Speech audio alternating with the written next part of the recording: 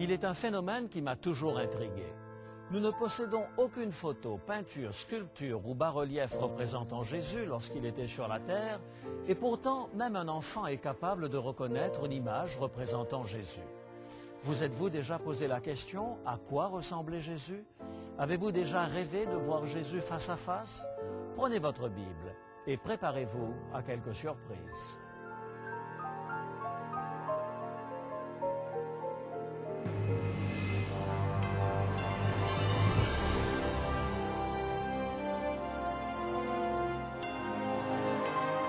Elle a résisté à l'épreuve du temps. La Bible, le livre de la révélation, est toujours d'actualité dans le monde complexe d'aujourd'hui. Voici, il est écrit.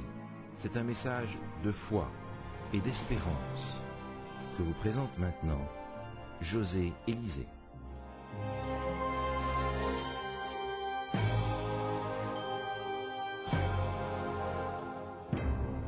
Reportons-nous 2000 ans en arrière. Nous sommes sur le mont des Oliviers, contemplant la ville de Jérusalem.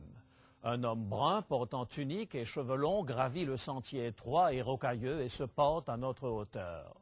Se pourrait-il que ce soit Jésus? Comment le savoir s'il ne se présente pas?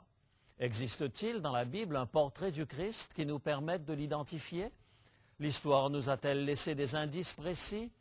Il est vrai que l'historien Flavius Joseph nous a donné une brève description du Christ, mais elle est peu précise. On a retrouvé également dans les catacombes à Rome des dessins brossés à grands traits représentant Jésus, mais les contours sont imprécis. Longtemps on a cru que le suaire de Turin était celui qui avait enveloppé le corps du Christ lors de son ensevelissement en y laissant l'empreinte de son visage. Mais le Saint-Suaire n'a pas résisté aux méthodes modernes de datation. À quoi ressemblait Jésus?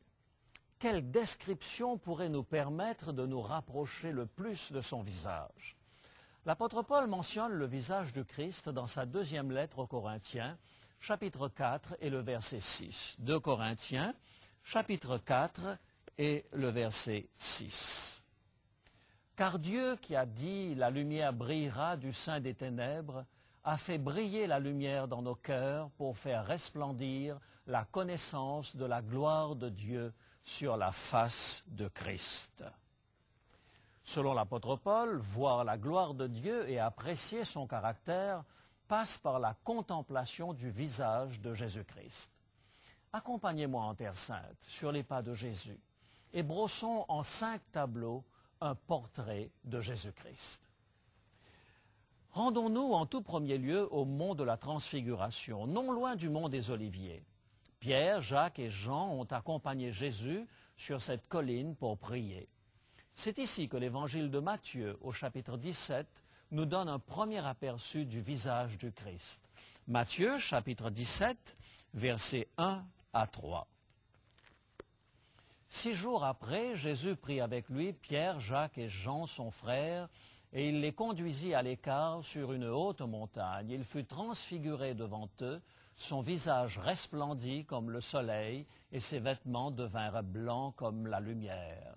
Et voici Moïse et Élie leur apparurent, s'entretenant avec lui. Sur le mont de la Transfiguration, en présence de Moïse et d'Élie, le visage de Jésus se mit à briller d'un éclat comparable à celui du soleil. Loin des rues bondées de Jérusalem, à l'écart de l'agitation des foules et des bousculades, à l'abri des critiques des pharisiens et des sadducéens et des pressions des sceptiques, Jésus traversa la vallée du Cédron, gravit le mont de la Transfiguration et trouva un coin tranquille pour prier.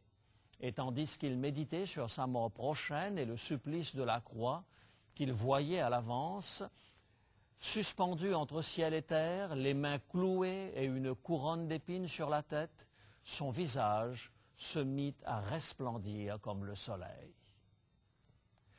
Ce visage lumineux nous invite, vous et moi, à prendre nos distances par rapport à la routine quotidienne et la pression de la foule, à l'abri du stress de la vie, de l'anxiété et des soucis de tous les jours. Il nous invite à trouver notre jardin secret pour prier. comme j'aimerais connaître le contenu de la conversation de Jésus lorsqu'il s'est entretenu avec Moïse et Élie. Remarquez en passant qu'il ne s'agissait pas d'une réincarnation de Moïse et Élie. Dans le livre de Deutéronome, nous apprenons que personne n'a trouvé le lieu de sépulture de Moïse. Le livre de Jude apporte une précision importante par rapport à ce mystère. Selon Jude, Jésus contesta avec le diable, lui disputant le corps de Moïse. Il apparaît donc que Moïse a été ressuscité des morts par celui qui est la résurrection et la vie, et qu'il a été enlevé au ciel. Quant à Élie, le deuxième livre des rois nous rapporte qu'un char de feu et des chevaux de feu séparèrent Élisée et Élie, et ce dernier monta au ciel dans un tourbillon. La Bible nous apprend qu'Élie a été enlevé au ciel sans passer par la mort. Quel propos Moïse, celui qui est ressuscité des morts, et Élie, celui qui n'est pas passé par la mort, ont-ils bien pu tenir à Jésus? C'est l'évangile de Luc qui lève le voile et nous permet d'entendre le contenu de leur conversation. Luc, chapitre 9, versets 30 et 31. Luc, chapitre 9, versets 30 et 31. Et voici deux hommes s'entretenaient avec lui, c'étaient Moïse et Élie, qui, apparaissant dans la gloire, parlaient de son départ qu'il allait accomplir à Jérusalem. Moïse et Élie s'entretèrent avec Jésus de sa mort prochaine. J'aime à penser que Moïse, le ressuscité, a dit à Jésus à peu près ceci: « Sauveur du monde, lorsque tu mourras sur la croix, tu ouvriras la porte de la vie éternelle à de nombreux pécheurs tels que moi. Et le jour de ton retour, tu redonneras la vie à tous ceux qui auront cru en toi. Par ta mort et ta résurrection, tu briseras la tyrannie de la mort. » J'aime à penser qu'Élie, celui qui n'est pas passé par la mort, a dit à Jésus quelque chose qui ressemble à ceci: « Sauveur du monde, par ta mort et ta résurrection, beaucoup de pécheurs tels que moi, qui seront encore vivants le jour où tu reviendras, seront transmués et iront à ta rencontre sans passer par la mort. » Il est intéressant de noter que le mot employé dans le Nouveau Testament pour parler du départ de Jésus est le mot « exode ». Tout comme Moïse conduisit les enfants d'Israël lors de l'exode, Jésus aussi allait entreprendre un exode, un voyage vers l'inconnu. Et avant d'entreprendre son voyage vers l'inconnu, avant de remettre sa vie entre les mains de son Père, il se retira à l'écart pour prier. Votre vie n'est-elle pas parfois un exode, un voyage vers l'inconnu? Vous perdez brutalement votre emploi et les factures continuent de s'accumuler. Un appel téléphonique vous réveille à 2 heures du matin pour vous informer que votre enfant a été victime d'un chauffard en état d'ébriété. La vie est un exode permanent vers l'inconnu. Avant de comparaître devant Hérode et Pilate, avant d'affronter la moquerie, le fouet, la croix, Jésus s'est retiré ici, sur la montagne, en face de Jérusalem, pour se ressourcer spirituellement. Son visage resplendit comme le soleil, tandis qu'il parlait face à face avec son Père par la prière. C'est encore l'évangile de Luc, au chapitre 9, qui nous révèle un autre aspect du visage de Jésus. Luc, chapitre 9, et le verset 51.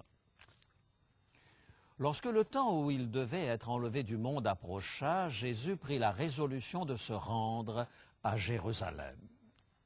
Il prit la résolution de se rendre à Jérusalem. Il quitta la montagne où il avait puisé de nouvelles forces spirituelles pour se rendre à Jérusalem.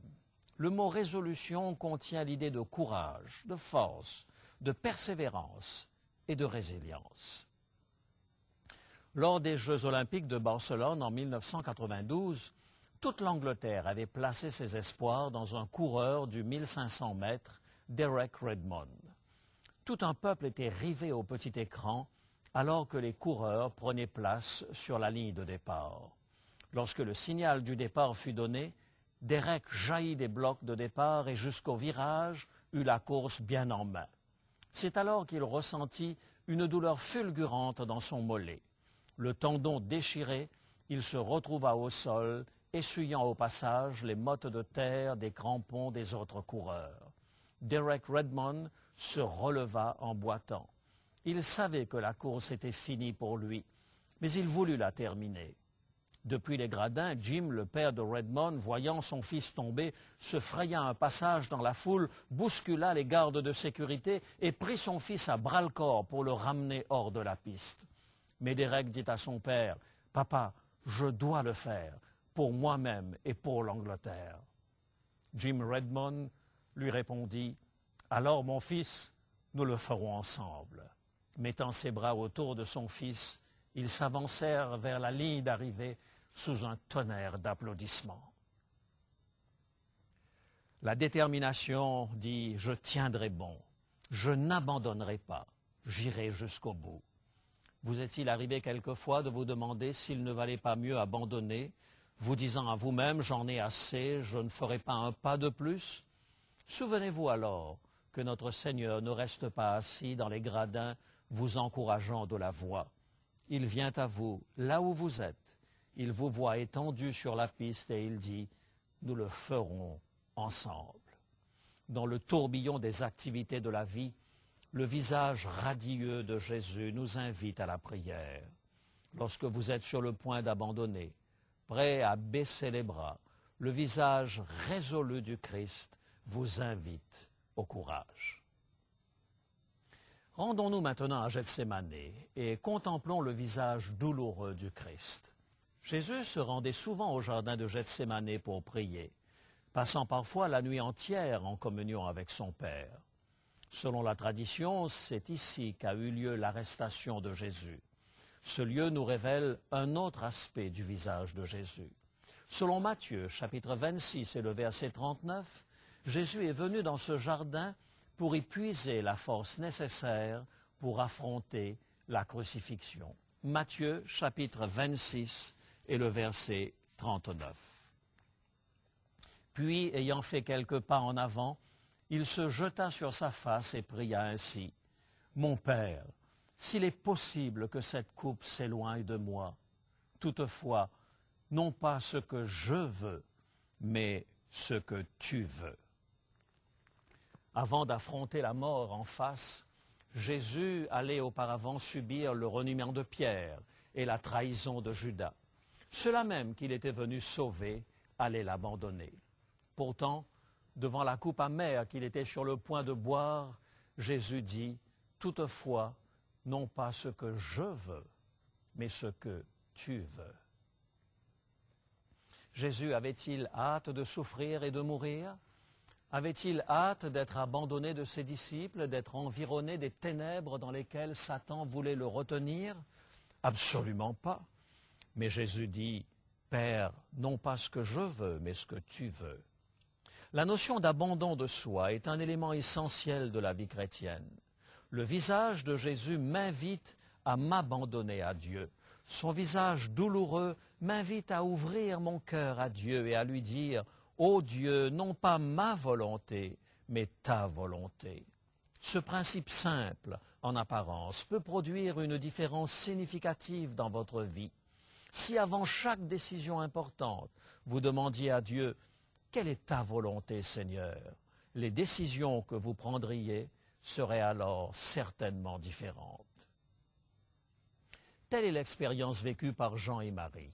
Ils avaient acheté sans compter avec leur carte de crédit, au point qu'ils se sont retrouvés avec plus de 12 000 $ de dette.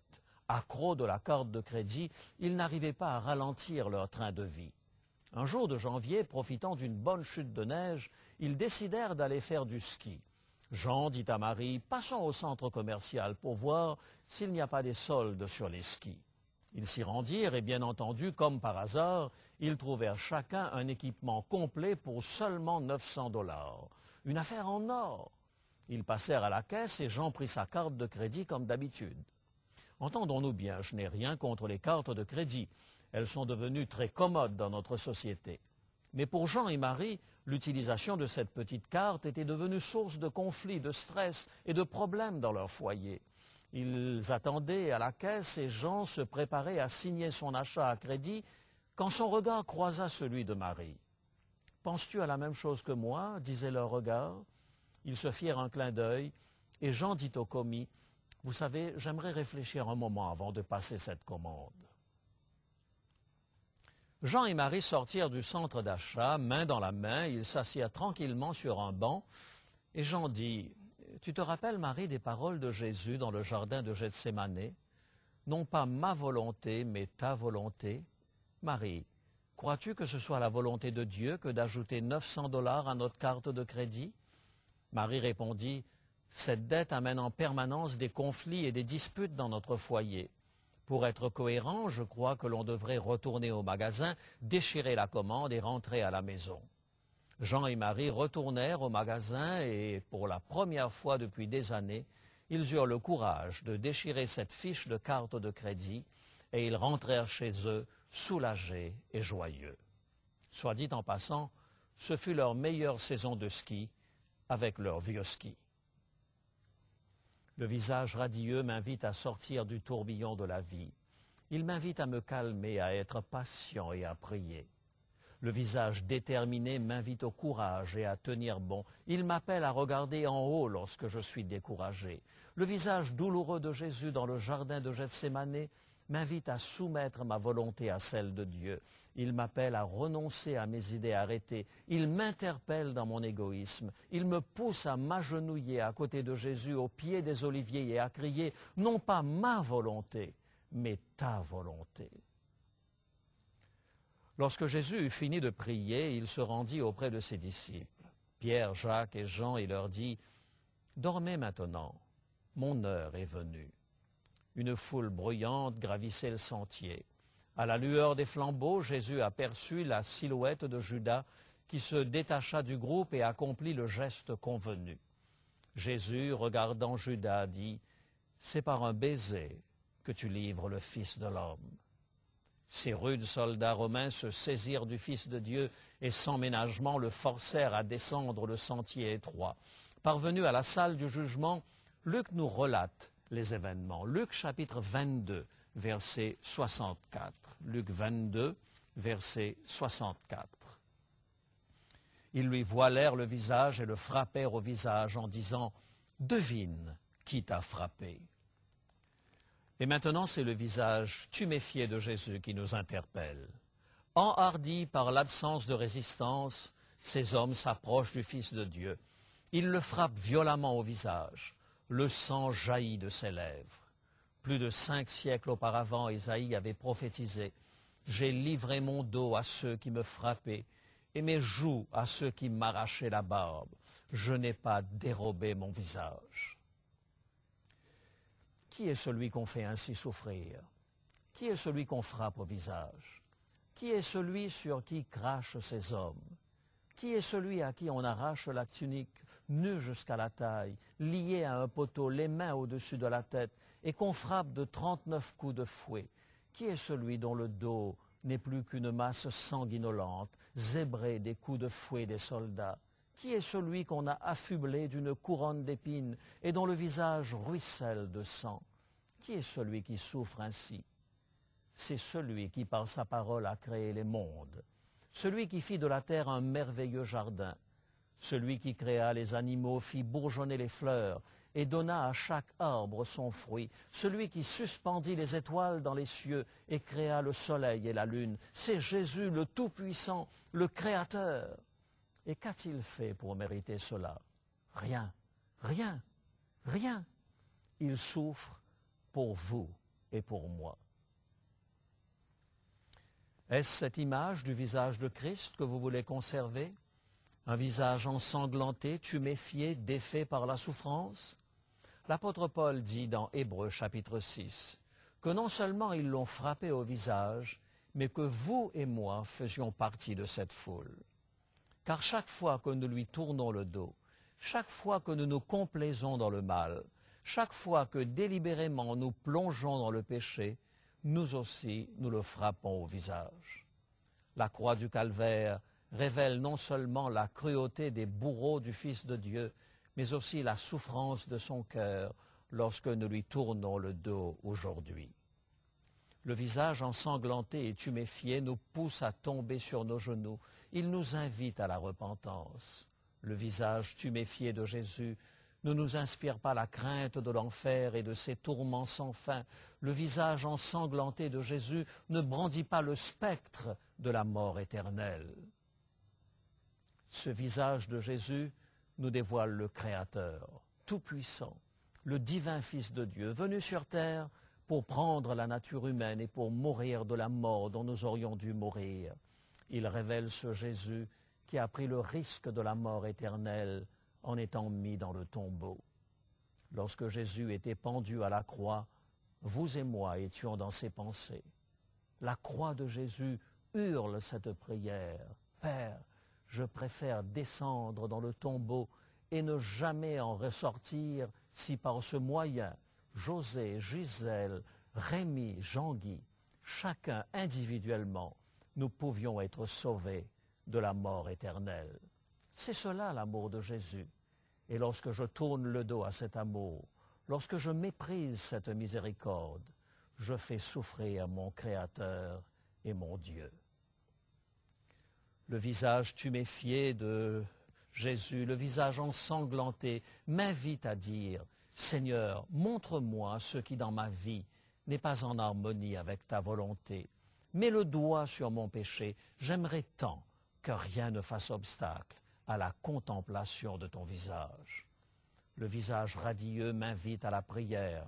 Le visage déterminé m'invite au courage. Le visage douloureux m'appelle à abandonner ma volonté à la sienne. Le visage ensanglanté et tuméfié m'appelle à laisser derrière moi tout ce qui fait souffrir le Christ. Venez avec moi à la dernière page de la Bible pour découvrir un autre visage de Jésus. La Bible nous dit dans Apocalypse chapitre 22, le verset 4, Apocalypse chapitre 22 et le verset 4, « Et ils verront sa face, et son nom sera sur leur front. » Ils verront sa face. Un jour nous verrons sa face, pas un visage ensanglanté ou tuméfié, mais un visage plein de tendresse. Un jour il reviendra en tant que roi des rois. Il viendra comme le Seigneur des seigneurs. Alors nous le verrons face à face. Seigneur, lorsque nous sommes trop occupés par les choses de la vie, conduis-nous à contempler ton visage radieux. Seigneur, lorsque les difficultés nous poussent à vouloir abandonner, aide-nous à garder nos regards sur ton visage qui nous inspire le courage. Seigneur, en tournant les yeux vers ton visage défiguré par le combat contre le mal, apprends-nous à soumettre notre volonté à la tienne, et lorsque nos yeux se posent sur ton visage ensanglanté, donne-nous le dégoût du péché, pour que le jour où tu reviendras, nous puissions voir ton visage triomphant. Au nom de Jésus. Amen.